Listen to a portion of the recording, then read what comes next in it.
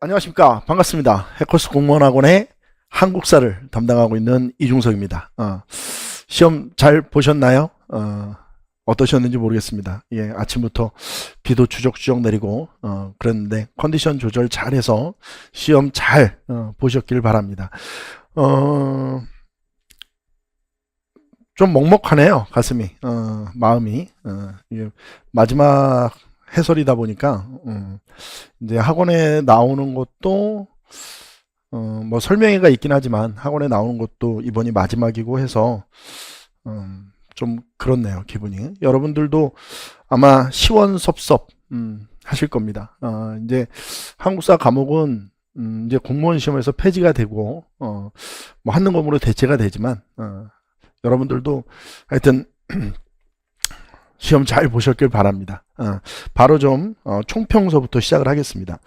자, 시험을 보신 전국의 수험생 여러분 고생 많으셨습니다. 여러분들은 이 어려운 일을 이렇게 멋지게 해내셨습니다. 시험 점수가 원하는 점수가 아니어도 괜찮습니다. 이렇게 완주를 하셨다는 것이 중요합니다. 제가 항상 이 부분 강조하죠. 완주는 아무나 하는 게 아니다. 잘하셨어요. 이번 시험을 끝으로 공무원 시험에서 한국사 과목은 폐지됩니다. 한능검으로 대체가 되기는 하지만 사실상 한능검은 단시간 내에 급수 취득이 가능한 시험이라서 공무원을 준비하시는 분들 입장에서 보면 한국사 과목은 거의 폐지된 것이라고 보는 것이 맞을 듯 싶습니다. 자, 마지막 시험이라서 수험생분들의 부담을 줄여주려고 그랬는지 이번 지방직 한국사 문제는 얼마 전 치렀던 국가직 문제에 비해서도 매우 쉬웠습니다. 뭐 딱히 변별력이 있는 문항이 없었다라고 보여져요. 합격을 하는 수험생들의 합격 컷은 100점입니다. 한 문제라도 틀리면 안 되는 시험이었다라고 말씀을 좀 드리고 싶습니다. 여러분들한테 제가 이제 이렇게 이야기하면 어떤 분들은 그래요. 정약용의 아방강역고 같은 문제는 어려운 것이 아니냐. 근데 그거는 말도 안 되는 거예요. 우리 공무원 한국사는 실제로 평균 합격생들의 공부 기간이 한 1년 6개월 정도 되거든요. 1년이 넘어요. 평균 합격생들의 합격 준비 기간이. 근데 정약용의 아방강역고를 몰랐던 사람들은 아마 이런 분들이겠죠. 한 3, 4개월 공부하시고 시험 본 분들도 있거든요. 그런 분들 입장에서는 지엽적인 거라고 생각하실 수 있는데 그거는 뭐 공무원 한국사에서는 말이 안 되는 변별력입니다. 정약용의 아방강역고를 모르고 고사장에 들어갔다? 그럼 뭐 공무원 한국사를 잘 이해를 못 하셨던 거예요. 자, 저는 이번 시험을 끝으로 해커스 공무원 학원을 떠납니다. 앞으로도 저는 다른 분야에서 여러분들의 청춘을 응원하겠습니다. 뭐 다른 분야에서 응원을 하겠죠. 그동안 응원을 해주고 저에게 많은 고마움을, 감사함을 표현했던 우리 수험생들에게 저도 고마움과 감사함의 마음을 전합니다. 잘 사세요. 저도 뭐 최선을 다해서 저도 살겠습니다. 여러분들에게 항상 긍정적이고 좀 선한 영향력을 주는 어른이 될 수 있도록 노력을 하겠습니다. 제가 수업 시간에 농담반으로 진담반으로 그랬는데 제가 학생들을 가르치는 27년 동안 혹시라도 몰라서 제 길거리에 침도 한 번 안 뱉었습니다. 그러고 살았는데 여러분들에게 좋은 본보기가 될 수 있도록 앞으로도 열심히 노력을 하겠습니다. 자, 1번서부터 좀 보는데 해설할 게 없어요. 그래서 해설의 의미를 두지 마시고 또 이게 이제 보통 해설이라는 게 다음 시험을 준비하는 분들을 위해서 해설을 하는 거거든요. 이게 지방직 시험이 이렇게 나오는구나. 이런 걸 위해서 하는데 이제 한국사 과목은 없어졌으니까 뭐 이게 해설에 그렇게 큰 의미를 두지 않도록 하겠습니다. 그리고 이제 요거는 좀 정리를 해야 될 것 같아서 정치, 경제, 사회, 문화 이런 거 구분하지 않고 선사시대 문제가 한 문제도 안 나왔어요. 그래서 고대의 네 문제가 나왔고요. 고려 세 문제, 조선 네 문제 이렇게 나왔어요. 그러니까 요게 합치면 11문제 정도 되고 요게 근현대사가 8문제 정도 됩니다. 지역사 문제, 평양을 물어보는 문제가 한 문제가 나왔는데 뭐 평양 물어보는 지역사 문제도 지역사에서 제일 많이 나오는 지역이 평양 아닙니까? 그러니까 뭐 변별력이 거의 없었던 문제다 이렇게 보시면 되고, 현대사에서 두 문제나 나왔어요. 저번 국가직 문제보다는 뭐 문항수가 좀 한 문제 정도 늘었는데 아무튼 그렇다. 자, 1번서부터 좀 보도록 할게요. 광개토 대왕의 명칭이 새겨진 유물. 좀 문제가 좀 너무 단순하죠. 광개토 대왕의 명칭이 새겨진 유물은 경주 호우총에서 출토된 호우명 그릇이에요. 이 호우명 그릇 안에 그 밑바닥에 국강상 광개토지 호태왕 호우십, 이렇게 광개토 대왕의 이름이 정확히 새겨져 있죠. 이게 고구려와 신라와의 관계를 보여주는 당시에 아주 중요한 유물이라고 제가 설명을 했고, 이 호우총, 아마 호우명 그릇을 저처럼 이렇게 긴 시간 할애해서 설명한 강사는 없으리라고 봅니다. 요게 정답이에요. 여기 4번이 정답이 됩니다. 자, 그 다음에 2번인데요.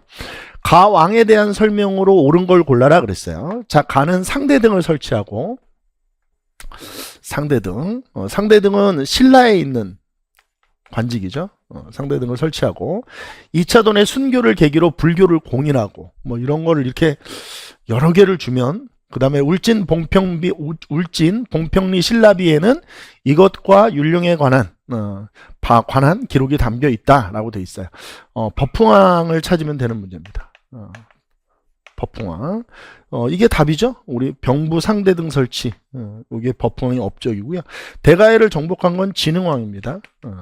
법흥왕은 금간가야를 정복하죠. 금간가야를 정복한 왕은 법흥왕. 대가야를 정복한 왕은 진흥왕. 국호를 신라로 정했던 왕은 지증왕이고요. 그 다음에 독소삼품과는 신라 하대 원성왕 때, 원성왕 때 실시됩니다. 정답은 1번이라고 보시면 되고요. 그 다음에 3번 보죠. 밑줄 친 그에 대한 설명으로 옳은 것은 그랬어요. 아찬 우징은 김우징이죠. 김명의 왕위 찬탈 소식을 듣고 이에 원수를 갚고자 청해진을 관장하는 그에게 군사를 요청했대요. 그래서 문성왕 이제 중략이에요. 중략입니다. 이게 이제 민해왕을 몰아내고 이 신무왕을 왕으로 앉히는데 이 장보고가 기여를 하죠. 그리고 이제 이후에 문성왕 8년에 그는 왕이 자신의 딸을 받아들이지 않는 것에 원한을 품고 장보고는 반란을 일으킵니다. 이걸 이제 장보고의 난이라고 하죠. 문성왕 때 일어나죠. 장보고를 찾으면 되는 겁니다. 선생님, 장보고를 알 수 있는 건 뭡니까? 이게 청해진을 관장한다 이런 거 너무 중요한 말이잖아요. 내용 자체가. 자, 그 다음에 사벌주를 근거로 반란을 일으켰던 것은 진성여왕 때 원종, 애노 이런 사람들이 사벌주를 근거지로 해서 반란을 일으키고요. 관료전을 지급하고 노급을 폐지했던 왕은 신문왕입니다. 그 다음에 완산주의 도읍을 정하고 후백제를 건국했던 사람은 견훤이고요. 당, 신라, 일본 등을 연결하는 해상무역. 제가 이 청해진을 가지고 이 중개무역을 했다고 그랬죠. 당과 일본을 연결하는 중개무역을. 정답은 4번으로 체크를 하시면 됩니다. 자, 그 다음에 4번 보죠. 가 국가에 대한 설명으로 옳은 걸 골라라 그랬어요. 자, 이 나라의 무왕은 고구려 옛 땅을 회복하는 데 힘쓰는 한편 일본과의 외교 관계를 수립하였다. 당이 흑수말갈과 유대를 강화하여 이 나라를 견제하려 하자 무왕은 장문유가 지휘하는 군대로 산둥반도를 공격하기도 하였다라고 돼 있어요. 자, 여기 이제 발해에 대한 설명입니다. 발해. 자, 1번부터 볼까요? 중앙군을 2군 6위, 응양군, 용호군, 좌우위, 신호위, 흥위, 그 다음에 감문위, 뭐 천우위, 뭐 이렇게 그렇게 돼 있죠. 뭐 이렇게 6위로 구성되어 있죠. 6위. 요게 고려 시대 때 중앙군입니다. 고려 시대 때 중앙군. 고려. 삼성육부제가 맞죠? 발해. 여기가 정당성, 선조성, 중대성, 그쵸? 요게 세 개가 있고, 육부는 유교식 명칭을 따라서 충인의 지예신. 근데 요게 이원화 이렇게 돼 있었죠? 2번이 정답이고요. 구서당 십정은 신문왕 때 만들어지는 건데, 이 구서당은 중앙군이고, 십정은 지방 행정 조직이에요. 그래서 요거다 신문왕 때니까, 우리는 지금 인물을 찾는 게 아니에요. 나라를 찾는 거니까 이건 통일신라다. 이렇게 보시면 되겠죠. 자, 그 다음에 지방에 22담로를 두었다. 이건 무령왕인데, 그러니까 왕으로 얘기하는 게 아니고 나라를 찾는 거니까 백제다 이렇게 보시면 됩니다. 정답은 2번으로 고르시면 됩니다. 자, 그 다음에 5번으로 가보자. 가 왕에 대한 설명으로 옳은 것은 그랬어요. 가는 공을 세운 호족들에게 관직과 토지를 이 토지를 역분전이라고 했습니다. 공로에 따라서 나눠준 토지죠. 국가체제를 정비하였고 유력한 호족과 혼인관계 제가 29명의 왕비를 두었다 이렇게 얘기했죠. 일부에게는 왕시성 이걸 이제 사성정책이라고 얘기했어요. 사성정책 성을 하사시켜주는 거죠. 호족들을 포섭하기 위한 노력을 기울였다. 태조 왕건을 찾는 겁니다. 고려 태조를 친원 세력인 기철 등을 제거했던 사람은 꽁민왕이에요. 반원 자주정책 광덕 준풍이라는 연호를 사용했던 건 고려 초기 광종입니다. 태조의 아들이죠. 12목을 설치하고 지방관을 파견했던 건 성종이고요. 정답은 기인제도와 사신간 이게 태조의 호족 융합 견제책이니까 정답은 4번이 정답이 됩니다. 자, 그 다음에 6번으로 가보겠습니다. 다음 설명에 해당하는 기구를 찾으래요. 고려의 독재적 기구예요. 고려에 있었던 독재적 기구는 도병마사 아니면 식목도감입니다. 중서문화성과 중추원, 중서문화성의 제신에 있는 고위 관리들과 중추원에 있는 추밀에 있는 중추원 추밀에 있는 이품 이상의 고위 관리들이 함께 모여. 그래서 이걸 이제 제추 합자 기구라고 하죠. 제추 합자 기구다. 이렇게 얘기하죠. 여기 국방 문제를 보는 거니까 도병마사네요. 벌써 뭐 군인 냄새가 나잖아요. 도병마사. 1번이 정답이야. 고려 후기에 그 기능이 확대됐죠. 충렬왕 때 이름이 도평의사사로 바뀌고 국방 문제뿐만 아니라 국정 전반의 문제를 처리하는 기구로 확대 발전됩니다. 1번이 정답이고 식목도감은 법률과 격식을 이제 제신과 추밀이 모여서 제정하는 거고요. 정동행성은 그 원나라가 일본 원정을 위해서 설치했던 여원 연합군 기지예요. 그렇죠? 동쪽을 친다 이런 뜻이죠. 교정도감은 최충원이 만든 기구니까 전혀 관련이 없습니다. 정답은 1번이 정답이고요. 7번 볼게요. 가의 침입에 대비한 고려의 대응으로 옳은 것은 그랬어요. 자, 충주 부사 우종주와 판관 유홍익은 이것이 쳐들어오자 성을 버리고 달아났대요. 자, 이거는 좀 생소한 사료일 수 있는데 이 두 번째 사료가 너무 일반적인 사료예요. 이게 김윤우는 그 2차 몽골 진입 때 용인 처인성에서 그 몽골의 장수 살리타를 사살했던 사람이기도 하고 5차 침입 때는 충주성 전투 여기서 또 충주성 방호 별감으로 있을 때였는데 또 몽골군을 격퇴시켰습니다. 당시에 세계 최강의 군대였던 몽골군을 2번이나 격퇴시켰던 아주 뭐 굉장한 사람이죠. 처인 부곡의 이건 이제 살리타 처인성 전투 얘기하는 거니까 이건 이제 몽골 침입을 얘기하는 겁니다. 이것도 몽골 침입이에요. 팔만대장경 몽골 침입을 부처님의 힘으로 막아보겠다라고 해서 만들어진 거죠. 제조대장경이라고도 불리고요. 개경의 나성을 축조하는 이거 현종 때 거란 침입을 대비하기 위해서 만든 거고요. 최영을 중심으로 요동정벌 이거는 이제 명나라가 천령이 설치를 요구하자 이루어진 거니까 뭐 굳이 연결하면 명과 관련돼 있다 이렇게 보시면 돼요. 그 다음에 신기군 신보군 등으로 구성된 별무반은 윤관이 건의를 해서 여진 정벌을 목적으로 만들어진 특수부대입니다. 그러니까 별무반은 여진과 관련돼 있다. 이렇게 보시면 돼요. 정답은 1번과 관련돼 있다. 1번이 정답이에요. 가 왕에 대한 설명으로 옳은 것은 그랬습니다. 정변을 일으킨 다음 어린 왕을 몰아내고 왕위에 오른 이 사람은 집현전을 폐지하고 이 어린 왕은 아주 눈이 촉촉하신 분이죠. 단종의 눈이 정말 그렇게 생겼을까 싶더라고요. 영화를 보는데 그렇죠? 집현전을 폐지하고 경연을 열지 않았고요.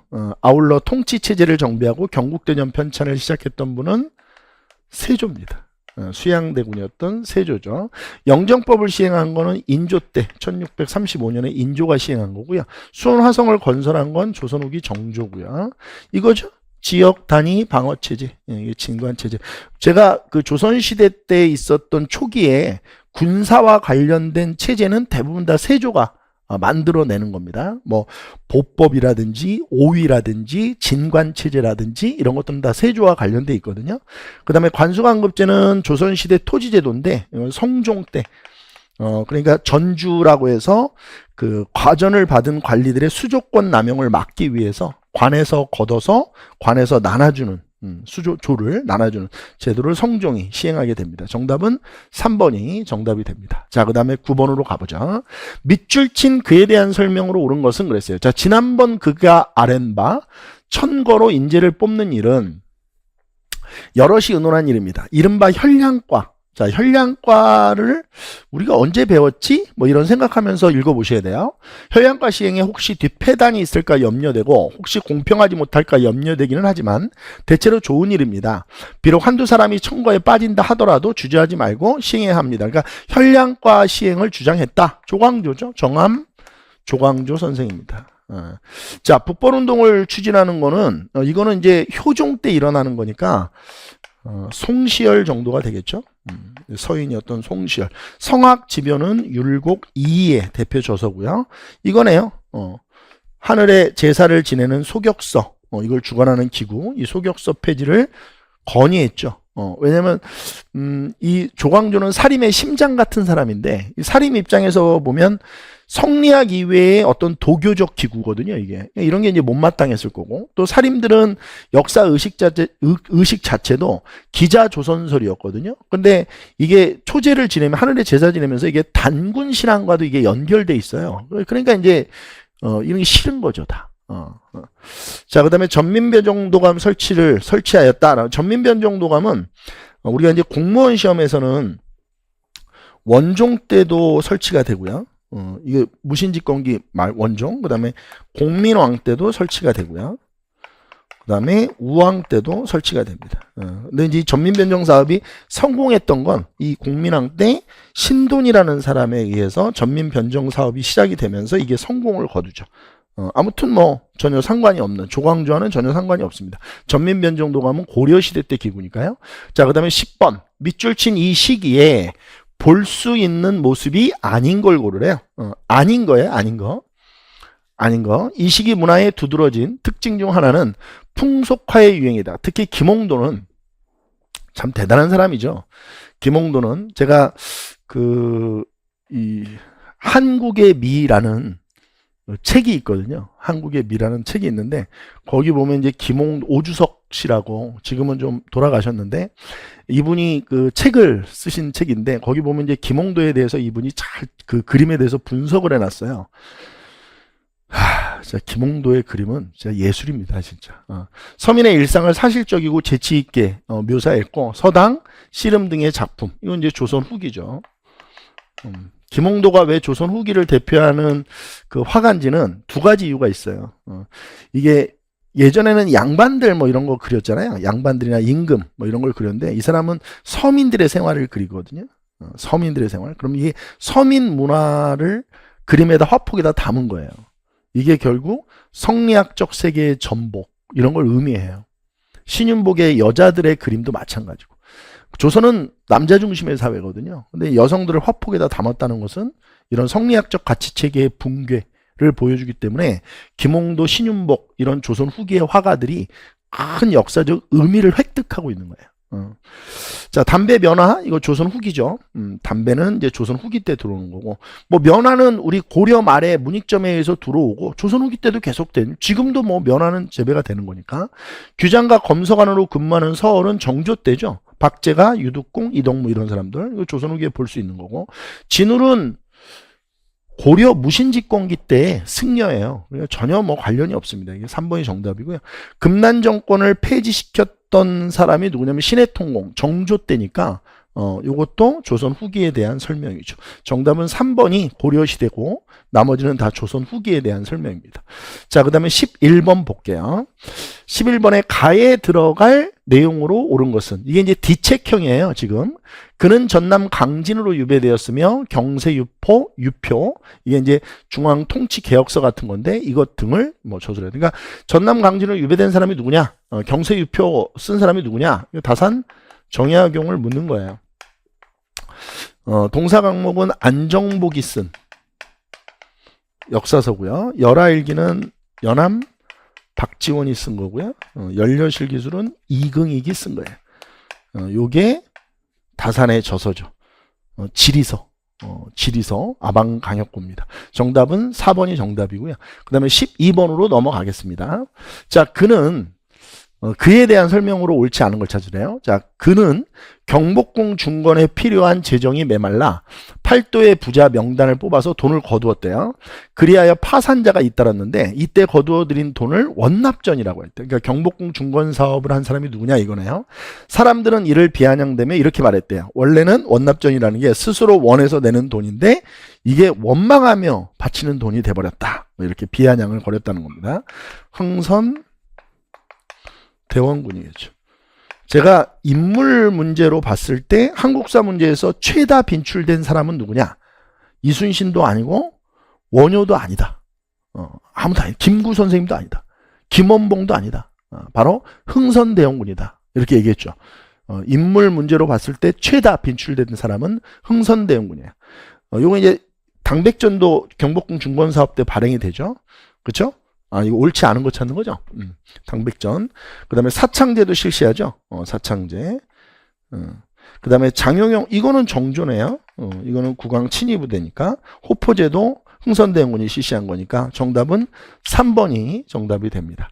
자, 그 다음에 13번. 다음, 취지서를 발표한 단체에 대한 설명으로 옳은 것은 그랬어요. 자, 나라의 독립은 오직 자강에, 스스로 강해지는 거죠. 자강의 여야에 달려있다. 자강의 방도를 강구하려 할 것 같으면 다른 곳에 있지 않고 교육을 진작하고 산업을 일으켜야 된다. 제가 수업할 때 뭐라고 얘기하죠? 여러분들이 강해지고 싶어요. 나는 강한 사람이 되고 싶다. 남들이 나를 무시하지 않게 만들고 싶다. 그러면 뭐 해야 된다고 그랬어요? 공부하거나 돈 벌거나 둘 중에 하나는 하셔야 돼요. 이거 둘 중에 아무것도 안 하잖아요? 그러면 남들한테 평생 무시받고 사는 거예요. 뭐 어쩔 수가 없어요. 뭐 사회가 그러니까 우리나라는 자본주의 사회잖아요. 뭐 자본주의 사회에서 무시 안 당하려면 돈이 있어야죠. 돈 없으면 무시당하고 사는 거예요. 자본주의에서. 교육과 산업의 발달이 곧 자강의 방도임을 알 수 있다. 자강이 뭐 계속 나오네요. 대한 자강이죠. 1906년에 만들어져서 1907년에 고종 강제퇴위 반대운동 하다가 해산되죠. 이게 정답이고요. 밀립대학 설립운동을 추진했던 건 이상재 선생님이 중심이 됐던 조선교육회라는 단체. 그 다음에 러시아의 저령도 조차 요구를 저지시켰던 건 독립협회죠. 독립협회. 이 단체가 러시아의 저령도 조차 요구를 저지했죠. 만주에 한인촌을 건설하고 독립전쟁을 준비시켰던 거는 신민회라고 보시면 됩니다. 신민회. 정답은 2번이 정답이 돼요. 자, 14번. 뭐 이게 선지가 아리까리한 게 없어요. 그냥 명확한 것들이에요, 다.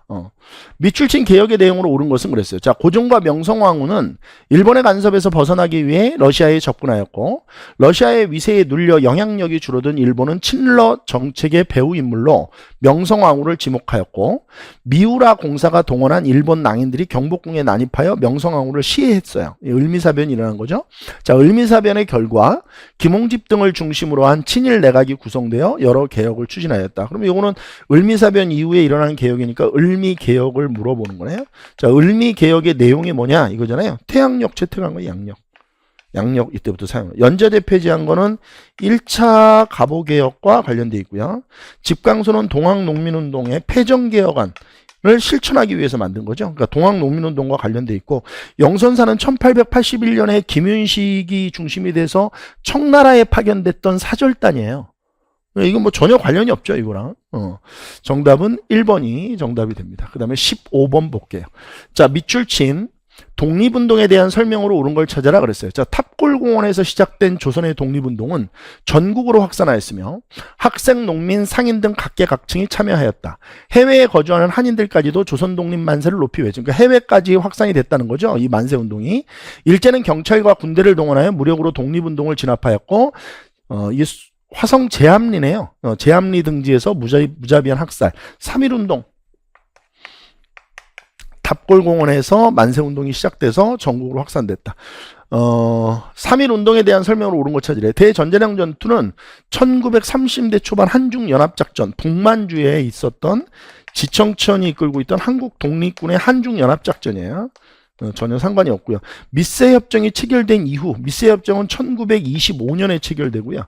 3.1 운동은 1919년에 일어나는 거니까 이건 이후에 일어난 운동이 아니에요. 순종의 인산이를 기회로 삼아 추진된 건 1926년에 일어났던 60 만세 운동이죠. 4번이 정답이네요. 그러니까 독립운동의 어떤 구심체의 역할을 할 수 있는 단체의 필요성, 이런 것들이 이제 3.1 운동을 통해서 독립운동가들이 각성을 하게 되죠. 그래서 대한민국 임시정부 수립의 계기가 됩니다. 정답은 4번이 정답이 돼요. 자, 그 다음에 16번 보죠. 가 지역에 대한 설명으로 옳은 걸 골라라 그랬어요. 자, 가는 고구려 장수왕이 천도한 곳이다. 세상에 이런 문제를 서경, 평양이죠. 고려 태조는 이 지역을 서경으로 삼아 중시하였다. 여기 아예 서경이 나오네요. 묘청 등은 여러 근거를 들어 서경으로의 천도를 주장하였다. 외교장각이 위치했던 건 강화도예요. 강화도. 영국이 불법적으로 점령했던 건 거문도고요. 근대사 배울 때 배우죠. 조율, 수호, 조규. 이게 강화도 조약인데 강화도 조약으로 개항된 건 부산. 그 다음에 이후에 원산, 인천 이 두 개 항구가 개항이 되죠. 김구가 참석한 남북협상은 평양에서 열린 겁니다. 48년 4월에 1948년 4월에 평양에서 열리죠. 정답은 4번이 정답이 됩니다. 17번으로 가볼게요. 다음 법령이 제정된 이후에 있었던 사실을 고르는 겁니다. 자, 국채를 변형하거나 사유재산 제도를 부인하는 것을 목적으로 결사, 어떤 조직을 만드는 거죠. 이에 가입한 자는 10년 이하의 징역 또는 금고에 처한다. 치안유지법에. 근데 이거 치안유지법이 중요한 게 아니고 지금 위에 발문을 보면 이유를 묻는 거니까 시간 묻는 거니까 치안유지법이 1925년에 제정됐다. 이걸 알아야 되네요. 조선태영령이 제정된 건 1912년이고요. 20년에 폐지가 되죠. 정우회 선언은 1926년에 정우회 선언이 일어나서 이듬해 신간회가 결성이 되는 거죠. 27년에. 이거의 영향으로 신간회가 27년에 결성이 되니까 답은 이게 정답이네요. 1926년. 헤이그 특사가 파견된 건 1907년에 헤이그 특사가 일어나고요. 조선총독부가 창설된 건 1910년에 창설이 되겠죠. 한일 병합조약 체결 이후에 만들어지는 거니까 정답은 2번이 정답이 됩니다. 자, 그 다음에 18번 보죠. 가 단체에 대한 설명으로 옳은 것을 골라라 그랬어요. 자, 김원봉을 중심으로 조직된 의열단은 신채호가 작성한 조선혁명선언을 활동 지침으로 삼았다. 이 단체는 일제 통치기간 파괴, 일제 고위 관료, 친일파 처단 등을 목표로 삼았다. 신흥강습소를 설립한 거는 신민회예요. 신흥이 바로 이 신자죠. 새로움을 흥하게 하겠다는 거죠. 이회영 뭐 이런 선생님들이 엄청난 돈을 투자해서 이 신흥강습소를 설립한 거죠. 연통제와 교통국을 운영했던 건 대한민국 임시정부입니다. 줄여서 임정이라고 할게요. 하와이에 근거를 두고 조직되었다. 이건 박용만이 이끌고 있었던 대조선국민군단이에요. 대조선국민군단. 1914년에 하와이에 근거를 두고 만들어주죠. 김익상, 나석주가 단원으로 활동했던 거. 요게 김익상, 나석주 이런 분들이 다 의열단원들이죠. 정답은 4번이 정답이 됩니다. 자, 그 다음에 19번 보도록 하겠습니다. 가라를 시간 순서로 바르게 나열한 것은 편의상 시간을 적겠습니다. 우리는 이제 대부분 이제 제 수업을 들었던 분들은 매핑을 해놔서 이게 이렇게 인과관계로 풀어도 상관이 없을 텐데 편의상 적겠습니다. 제1차 미송운동위원회가 개최된 건 46년 3월에 개최가 돼서 5월에 끝나요.